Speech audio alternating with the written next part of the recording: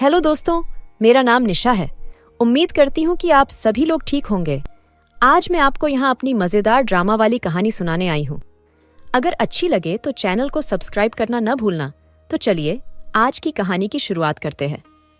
मेरी कहानी कई साल पहले शुरू हुई, जब मैंने अपने पहले और आखिरी बॉयफ्रेंड दीपक से ब्रेकअप कर लिया था। हाई स्कूल के आखिरी 2 सालों के दौरान दीपक मेरे लिए सब कुछ था। वो कभी भी विशेष रूप से अडॉरेबल या रोमांटिक नहीं था, लेकिन मैं इसमें इस सोच में रह रही थी कि वो ही एक ऐसा लड़का है जिसने मुझे एक्सेप्ट किया जैसी मैं हूँ। मुझे पता है कि ये गंदा लगता है, लेकिन मान लीजिए कि मैं अपने होम रूम में सबसे लोकप्रिय या खूबसूरत लड़की नहीं थी। इसलिए ये फैक्ट कि किसी ने मुझ पर ध्यान दिया मेरे लिए अनोखा था। वैसे भी ये एक अच्छा रिश्ता था जिसमें हाई स्कूल टाइप की प्रॉब्लम्स थी। हम अलग अलग स्कूलों में जाते थे, इसलिए हम एक दूसरे को केवल वीकेंड पर ही मिल पाते थे। मुझे इससे कोई दिक्कत नहीं थी, और जब भी हम एक दूसरे से मिलते थे तो हम बहुत ज्यादा एंजॉय करते थे। अगर उसमें कोई अच्छी बात थी तो वो थी उसका ह्यूमर, लेकिन अंत में वो भी मुझे हमारे ब्रेकअप से नहीं बचा सका। ये वाकई ही वो समय था जब हाई स्कूल के आखिरी दिनों की फीलिंग्स पहले ही महसूस हो रही थी। कई लड़के अपने प्यार का कॉन्फेशन कर रहे थे, और मुझे लगा कि मैं उन अजीब स्थितियों से सुरक्षित हूँ क्योंकि मेरे पास पहले से ही एक बॉयफ्रेंड था।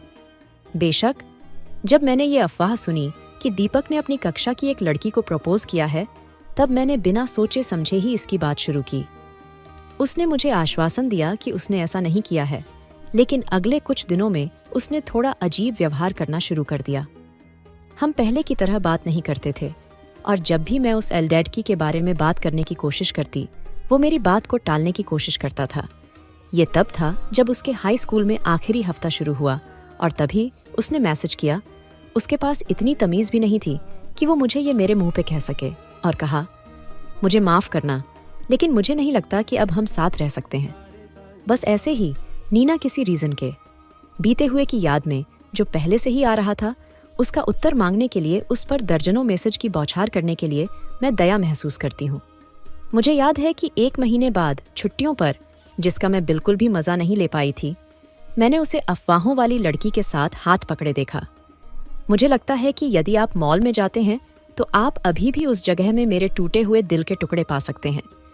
यह शायद मेरे पूरे जीवन में अब तक का सबसे बुरा एक्सपीरियंस था।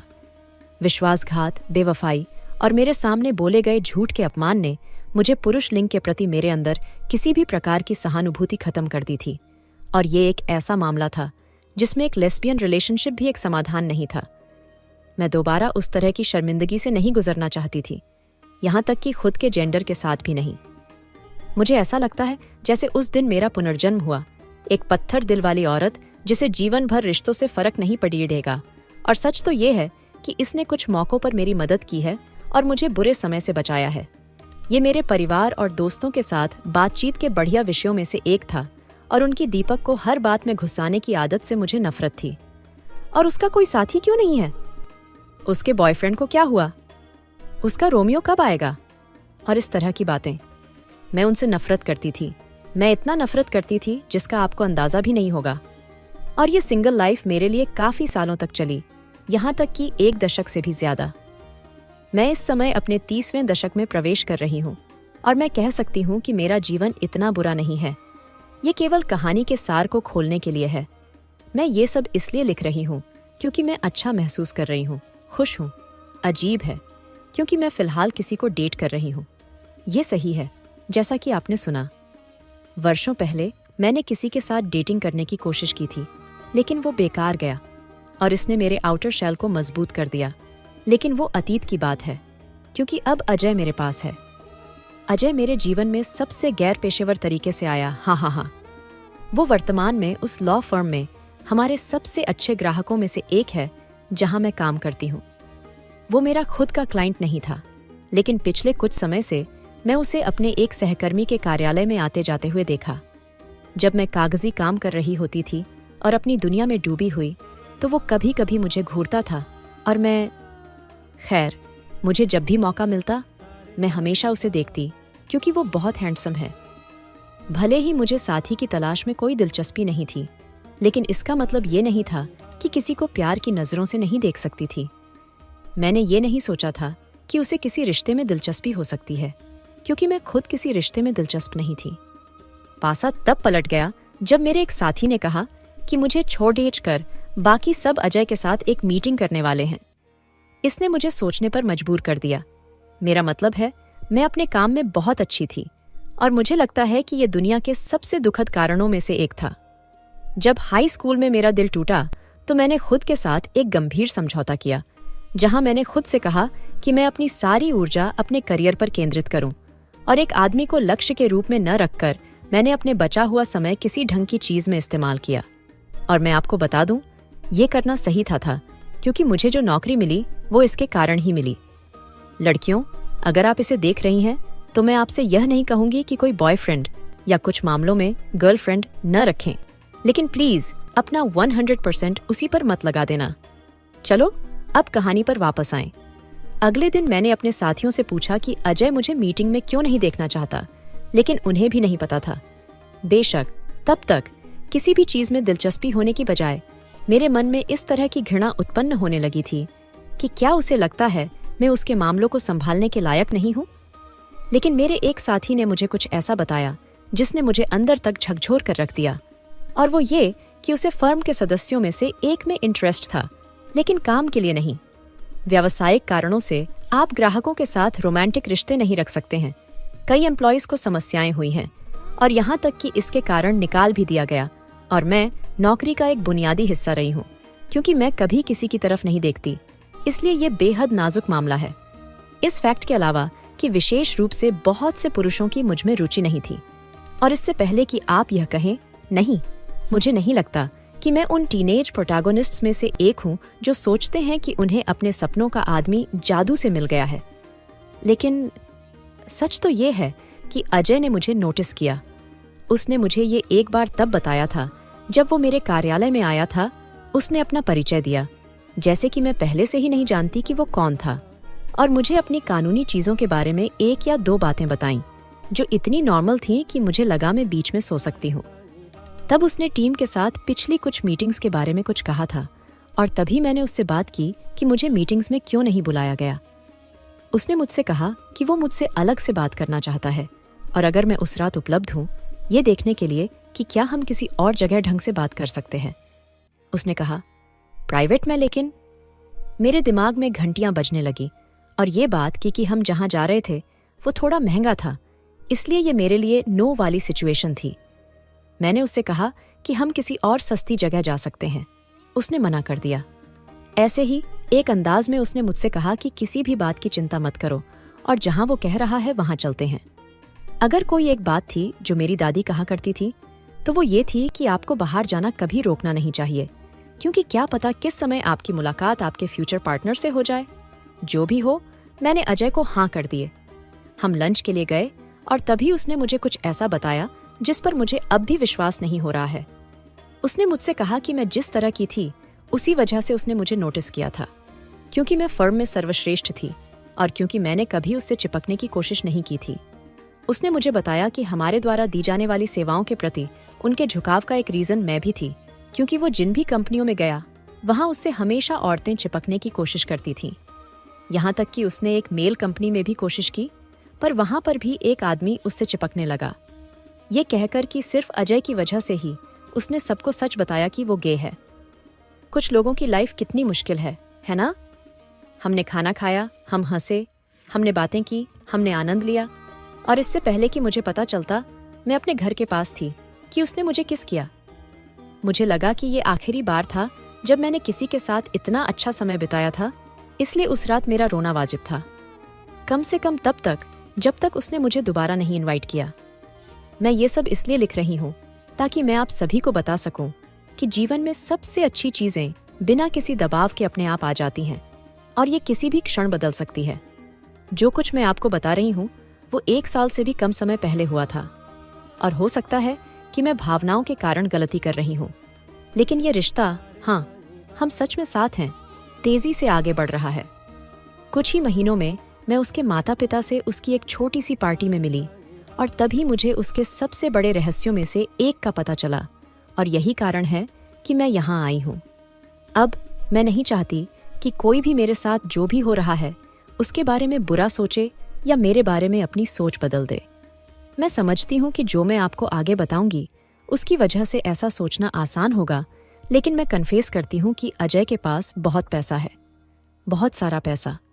उसके पास देश भर के 15 से अधिक राज्यों में संपत्ति और व्यवसाय हैं। शायद ये पहली बार है जब मैं पर्सनली किसी करोड़पति को जानती हूँ। अब मेरी कहानी का प्रोस्पेक्टिव बदल गया है, लेकिन जैसा कि मैंने आपको बताया, यही कारण नहीं था जिसकी वजह से मैंने उसे डेट करने का सोचा। मैं कसम खाती हूँ कि उसी ने मुझे पहले प्रपोज किया था, क्योंकि उसने कहा था कि वो एक ऐसी औरत से इतना आकर्षित हो गया था जो कि बहुत अनुशासित थी और उस पर फिदा नहीं थी, भले ही मैं ये चुपचाप कर रही थी। यही कारण है कि मुझे ऐसा लगता है कि यह इतने सालों तक अकेले रहने का मेरा पुरस्कार है। ऐसा नहीं है कि मैं किसी विशेष चीज की तलाश में थी। ये अपने आप मेरी जिंदगी में आया और मैं इसे अब प्रशंसा करती हूँ। आज तक, और ये सुनने में जितना असंवेदनशील लगे, मुझे अजय पर पूरी तरह से विश्वास करने और ये सोचने में कठिनाई हो रही है कि वो असली में एक अच्छा आदमी है जिसका कोई और इरादा नहीं है। मैंने उसे अपने परिवार से नहीं मिलवाया है, लेकिन जिस तरह से चीजें चल रही हैं, सच्चाई ये है कि ऐसा होने में ज्यादा समय नहीं लगेगा। और मैं यहाँ तक कह सकती हूँ, वो अकेली लड़की अब शादी की अंगूठियों और शादी के प्रस्तावों जैसी चीजों के बारे में सोच रही है। मेरा मतलब है, किस तरह की औरत इस बारे में नहीं सोचेगी? और सबसे बढ़कर, मैं कल्पना भी नहीं करना चाहती कि वो मेरे लिए किस तरह का प्रपोजल लेकर आ सकता है। हालांकि मुझे अपनी ओर ध्यान आकर्षित करना कभी पसंद नहीं, लेकिन मुझे लगता है कि उसका आने वाला प्रपोजल कुछ ऐसा होगा जिसके बारे में अखबार में काफी दिनों तक बात रहेगी। मैं इसके बारे में सोचकर ही कांप उठती हूँ। हाँ, लेकिन मैं अपनी खुशी नहीं रोक पा रही हूँ। ये सब लिखने से मुझे उन सभी चीजों को थोड़ा थोड़ा निकालने में मदद मिल रही है जिन्हें मैं काफी सालों से पकड़ी के बैठी हुई हूँ। अपनी भावनाओं को शब्दों में व्यक्त करना सच में आपको अपने विचारों को साफ और बेहतर ढंग से संभालने में मदद करता है। कुछ दिनों बाद, ठीक है, मुझे दुनिया की सबसे ज्यादा काम टालने वाली महिला कहिए, लेकिन आप मुझे दी फ्लेमिंग मिसेस अजय भी कह सकते हैं। अजय, हाँ, उसने ऐसा किया। और क्या तरीका, हे भगवान, वो बिल्कुल शानदार था। सबसे पहले हम उस रेस्टोरेंट में गए जहां हमारी पहली डेट थी, और फिर उसने मैक्सिकन संगीत बजाने के लिए एक मारियाची बैंड का आयोजन किया। मेरे नाना नानी मैक्सिकन थे, इसलिए मैं बचपन में वो गाना सुना करती थी और बचपन के खजाने की तरह बसा हुआ है। उन्होंने गाना गाया और नाचने के लिए इनवाइट किया। फिर एक बेहद खूबसूरत गाने के दौरान वह झुका और मुझे प्रपोज किया। हम खूब हंसे क्योंकि मैंने एक ही बार में हाँ कह दिया। उसने कहा, स्पॉइलर के लिए शुक्रिया, क्या अब मैं वह भाषण कह सकता हूँ जिसका मैं महीनों से अभ्यास कर रहा हूँ? और हम सब दोबारा हंसने लगे। हमने खुशी से रोते हुए रात खत्म की और ये पिछले हफ्ते हुआ था। अगला कदम अपने परिवार से मिलवाना होगा, क्योंकि इस समय में इन चीजों के बारे में सोच समझकर बात कर रही हूँ। कल ही हमने उसके माता पिता के साथ लंच किया और उन्होंने पूरे मन से मेरा स्वागत किया। वे मुझसे बहुत प्यार करते हैं और मुझे अपने परिवार का हिस्सा बनाकर बहुत खुश हैं। मैं इसे हर किसी के सामने घोषित करने के लिए इंतजार नहीं कर पा रही हूँ। हालांकि शादी की अभी पूरी योजना नहीं हुई है। अजय ने बोला कि यह थोड़ा जल्दी था, और क्योंकि वो पक्का करना चाहता था कि मैं उसके साथ रहूं, क्योंकि एक बारी डेढ़ ही बिजनेस समय आने वाला है जिसमें कुछ 1 साल लग सकता है, तो शायद हमें प्यार करने का ज्यादा टाइम नहीं मिलेगा। हालांकि मैं पहले से ही उसके घर पर रह रही हूँ और जितनी मदद कर सकती थी उतनी मदद भी की है। याद रखें, मैंने आपको उन मीटिंग्स के बारे में बताया था जो वो मेरे ऑफिस में कर रहा था। वो ठीक इसी प्रोसेस के लिए है जो अगले महीने से शुरू होगी। उसने कहा, जब सब कुछ खत्म हो जाएगा, उसकी इनकम पहले की तुलना में इनकम दोगुनी होगी, और जब आपके आंकड़े 7 अंकों में होंगे तो मैं उससे क्या उम्मीद कर सकती हूँ?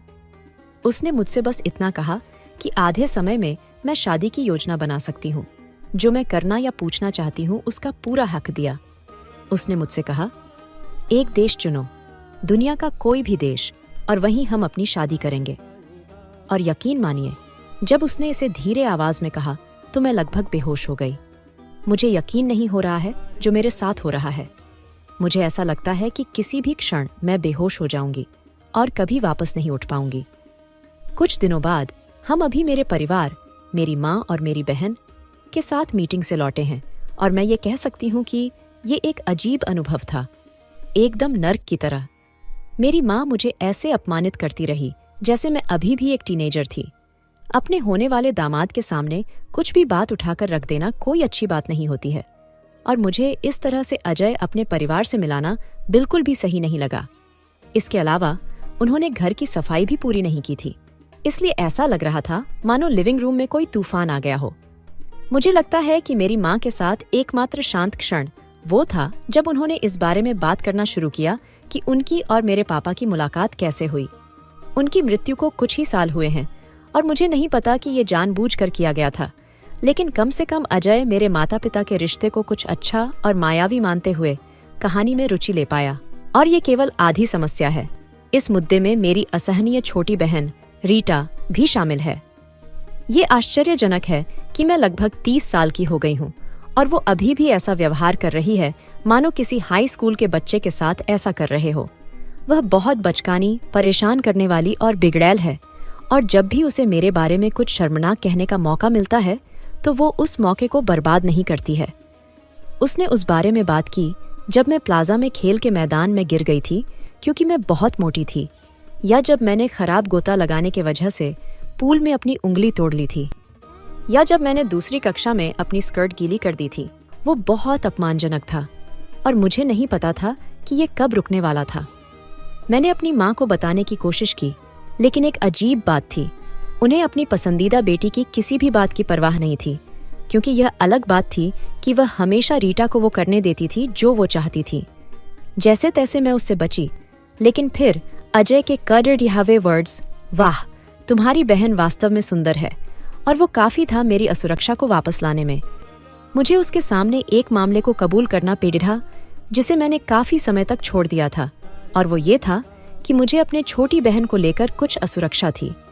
वो हमेशा मुझसे अधिक सुंदर थी, साफ आंखें, पतला शरीर, हमेशा सजी धजी और आकर्षक मुस्कान के साथ, जबकि ठीक है, मैं तो मैं थी, और मुझे ये भी नहीं पता था मुझे कोई पार्टनर चाहिए कि नहीं। उसने मुझसे कहा कि वो सिर्फ एक टिप्पणी थी और मेरी शारीरिक सुंदरता के अलावा भी मेरे सराहना के लिए बहुत कुछ है। उसने मुझसे कहा, बाहर से कोई भी प्यारा दिख सकता है, लेकिन अंदर से हर कोई प्यारा नहीं हो सकता। मेरे लिए तुम दोनों हो। हे भगवान, आप उस आदमी को कैसे प्यार नहीं कर सकते? कम से कम हम उस रात अच्छा समय बिताने में सफल रहे। मुझे ऐसा लगा जैसे मेरे कंधों से कोई बोझ उतर गया। अंत में अपने परिवार के बारे में मेरे मन में जो डर था वो कुछ हद तक झूठ था, क्योंकि जब भी मैं अजय से बात करती हूँ तो वो मुझे दिखाता है कि वो हर शब्द सोच समझ के बोलता है। इस हद तक कि अगर वो मुझसे कहता है कि वो पूरे जिंदगी मेरे साथ ही रहेगा तो मैं उस पर विश्वास करूंगी। और ये आसान नहीं है, क्योंकि अपने आदत, रूप और धन के कारण वो शहर का सबसे बड़ा और मन को लुभाने वाला आदमी होगा। मैं विश्वास करना चाहती हूँ कि मैं दुनिया की सबसे भाग्यशाली औरत हूँ, और ये सिर्फ एक शुरुआत है जिसे मैं अपना हैप्पीली एवर आफ्टर कहूंगी। कुछ दिनों बाद आज मैं अपने परिवार से अलग हो रही हूँ, या कम से कम मेरी माँ और बहन से, और ये बात मैं फॉर्मली बोल रही हूँ। इस जीवन में कुछ ऐसी चीजें हैं जिन पर मैं विश्वास नहीं कर सकती, जिनमें से सबसे बड़ी बात थी इतने अच्छे आदमी से मिलना, और दूसरी कि मेरा अपना परिवार मेरी पीठ में छुरा घोंपने की कोशिश करेगा। हम शादी से केवल 1 सप्ताह दूर हैं, और मुझे लगता है कि मुझे इसे स्थगित करना होगा ताकि मैं अच्छी तरह से समझ सकूं कि क्या हुआ था। लेकिन मैं ये सब आपको बताना चाहती हूँ ताकि मैं खुद को शांत कर सकूं। अजय और मैं दोनों अभी भी अपनी नौकरी पर थे, और जब वो मीटिंग्स में दिन रात बिता रहा था, मैं अभी भी फर्म में थी, और अपने खाली समय में मैं अपने दोस्तों के साथ शादी का प्लान बना रही थी। सचमुच सब कुछ खूबसूरती से एक साथ चल रहा था। हमने हर चीज के बारे में बात की थी, सामान्य मनोरंजन से लेकर संगीत तक, सजावट और हर चीज के बारे में। हम कई लोगों को आमंत्रित करने का प्लान भी बना रहे थे, जो सामान्य शादियों में नहीं होता है।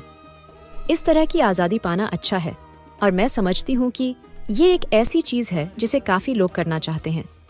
सब कुछ बढ़िया चल रहा था, लेकिन रिश्ते के मामले में कुछ ठीक नहीं था। मैं देख रही थी कि कैसे अजय थका हुआ आता था, यहाँ तक कि उन दिनों में भी जब उसकी शिफ्ट बहुत जल्दी खत्म हो जाती थी और रात में हम लगभग तुरंत सो जाते थे, कभी कभी तो एक दूसरे से बात किए बिना।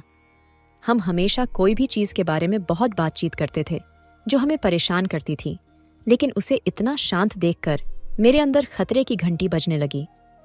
मुझे याद है कि एक रात मैंने सीधे उसकी आंखों में देखते हुए उससे पूछा था कि क्या कुछ गलत है, और हल्की सी मुस्कान के साथ उसने मेरे माथे को किस किया और मुझसे कहा कि नहीं, और कहा कि अगर कुछ गलत होगा तो वो मुझे तुरंत बता देगा। मैंने उस पर विश्वास किया, और हालांकि मुझे लगा कि वो कुछ छुपा रहा है, मैंने जोर नहीं दिया। सबसे पहले मेरी असुरक्षा ने फिर से हमला किया, ये सोचकर कि उसका कोई चक्कर चल रहा था या वो काम में बुरा कर रहा था, और इस तरह मैंने वो पूरा समय परेशानी और काफी विचारों के साथ बिताया जिन्हें नजरअंदाज करना मुश्किल था। समय बीतता गया और चीजें खराब होती गईं।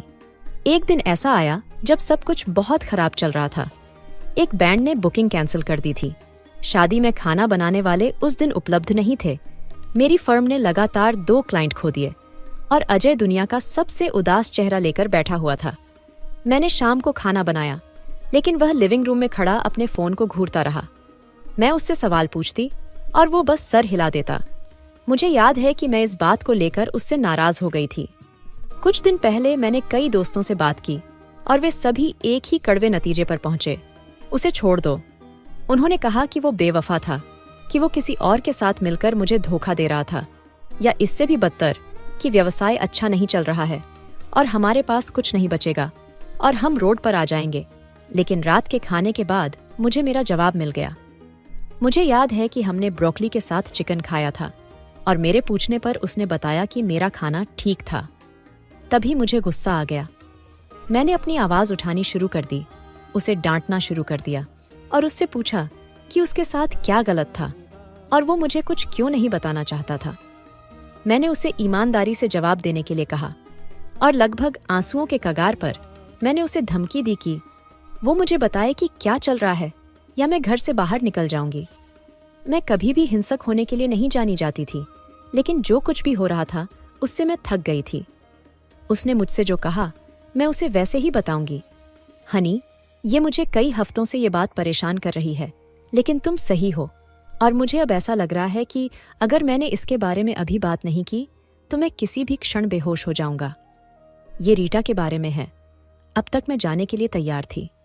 वास्तव में मैंने कहा, ओह, मैं समझती हूँ, सब सही था, और मुझे नहीं पता कि उसने ये कैसे किया, लेकिन जैसे ही मैं उठने वाली थी उसने मेरी बात काट दी। ये वैसा नहीं है जो तुम सोच रही हो, या कम से कम उतना तो नहीं। और फिर उसने बताया कि वो इन दिनों बहुत अजीब व्यवहार कर रही है जब से मैं उससे मिला हूँ, और मैं इसके बारे में बात नहीं करना चाहता था क्योंकि मुझे डर था इससे तुम्हारे परिवार में दिक्कत आ जाएगी, और वो भी शादी के इतने करीब। मैंने उससे पूछा कि उसका क्या मतलब है, और उसने मुझे बताया कि जब हम मेरी माँ के घर उनसे मिलने गए थे, उसी दिन से ही रीटा उसे बहकाने की कोशिश कर रही थी। उसने अगले दिन मुझे कुछ इस तरह टेक्स्ट किया, हाँ, मेरी बहन से शादी करने के लिए शुक्रिया, अब आप परिवार का हिस्सा हैं, और मैं इसे नहीं लेना चाहता था। मैं किसी भी बात को बहुत गंभीरता से नहीं लेना चाहता था, इस बात को भी नहीं कि वो मुझे बहकाने की कोशिश कर रही है। कई दिनों तक मैंने ध्यान नहीं दिया क्योंकि मैं काम में बहुत व्यस्त हूँ, और वो बात भी झूठ नहीं है। दूसरा, वो तुम्हारी छोटी बहन है, और मैं उसके साथ कुछ भी करने के बजाय मर जाना पसंद करूँगा। जैसा कि मैंने कहा, मैंने चीज़ों को शांत रखने की कोशिश की क्योंकि वो तुम्हारी बहन है और तुम दुनिया के हर सम्मान की हकदार हो, लेकिन वो जिद करती रही। मैंने तुम्हें वे टेक्स्ट दिखाने की धमकी दी जो उसने मुझे भेजे थे, लेकिन उसने कहा कि उसे कोई परवाह नहीं है, और इससे मुझे बहुत चिंता हुई। उसने धीरे धीरे बताना शुरू किया कि रीटा, जिसे कि हर चीज़ आसानी से मिली है, ने मेरे होने वाले पति को बहकाने की कोशिश की। मैंने उसकी बात पे विश्वास कर लिया। ध्यान रखें, उसने मुझे अपने फ़ोन पर मौजूद कुछ टेक्स्ट दिखाने पर जोर दिया, लेकिन जैसे ही मैंने कुछ टेक्स्ट देखे, मैंने रुकने का फैसला किया। और क्योंकि पूरी स्थिति मुझे बहुत अधिक घृणित लग रही थी, मैं बस उल्टी कर देना चाहती थी। मैं जो पढ़ पाई वो कहानी को प्रूफ करने के लिए काफ़ी था, और अब मैं सब कुछ बेहतर ढंग से समझ गई हूँ। बेशक ये एक कठिन था, और मेरी पहली प्रतिक्रिया ये थी कि मैं तुरंत घर जाऊं और हर चीज़ के बारे में हंगामा करूं, और भी ज़्यादा जब अजय ने बम गिराया। मुझे लगा कि मैं इसे अब आपसे नहीं छिपा सकती, क्योंकि कल रीटा ने मुझे चैट में एक अश्लील पिक्चर भेजी थी। मुझे समझ नहीं आ रहा कि उस रात मैं कैसे सोई, क्योंकि मेरी झुंझलाहट की कोई सीमा नहीं थी। अगले दिन मैं सुबह सबसे पहले अपनी माँ के घर गई और उन्हें बताया कि क्या हुआ था। उन्हें रीटा द्वारा अजय को बहकाने की कोशिश के बारे में सबूत और विवरण दिया। और क्या आप जानते हैं उन्होंने क्या कहा? वो स्त्री के भेष में छिपी हुई राक्षस को मैं अब देखना नहीं चाहती। उन्होंने कहा, ठीक है, तुम्हें समझना होगा बेटी, रीटा उस जैसे आदमी के लिए ज्यादा सही हो सकती है। वे दोनों एक अच्छी जोड़ी बनेंगे। मैं कसम से कहती हूँ कि सच में मेरा दिमाग खराब हो गया है। मैं वैसे ही उठी जैसे मैंने पहले अजय के साथ किया था और बस इतना कहा, मैं तुम्हें या उसे अपने शादी या अपने लाइफ में नहीं देखना चाहती। Good day. और मैं बिना पीछे देखे दरवाजे से बाहर निकल गई। मैंने रीटा के जागने का भी इंतजार नहीं किया। मैंने बस अपनी माँ के पास एक मैसेज छोड़ दिया। वे हर तरह से अजय पर अपना हेखु जमाना चाहते थे और मेरी माँ जिस तरह उसका साथ दे रही थी वह बहुत ही दुखद था। जैसा कि मैंने कहा, मैं अजय को पाकर बहुत भाग्यशाली हूँ जो इस तरह की बातों से नहीं बहका। मैंने केवल उसका मैसेज देखा, रीटा के नहीं, और उनमें वो एक सम्मानित व्यक्ति की तरह व्यवहार करता था। खुद को ऐसे व्यक्ति के रूप में दिखाता था जिसे कोई दिलचस्पी नहीं थी और यहाँ तक कि दूसरे व्यक्ति को ये भी दिखाता था कि वो जो कर रही थी वो गलत था। लेकिन उसने सब कुछ नजरअंदाज कर दिया और अब बदले में मैं जीवन भर उन दोनों को नजरअंदाज करूंगी।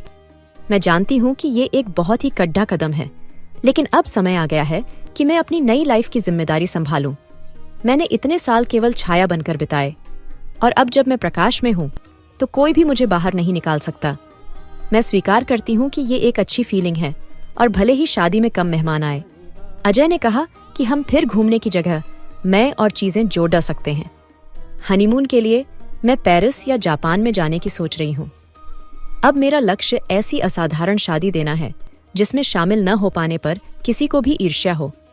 मैं चाहती हूँ कि वे ऐसा ही महसूस करें, क्योंकि इससे ही उन्हें वह चीज मिलेगी जो उन्हें मिलनी चाहिए, जैसे को तैसा मेरी बहन और मेरी माँ को।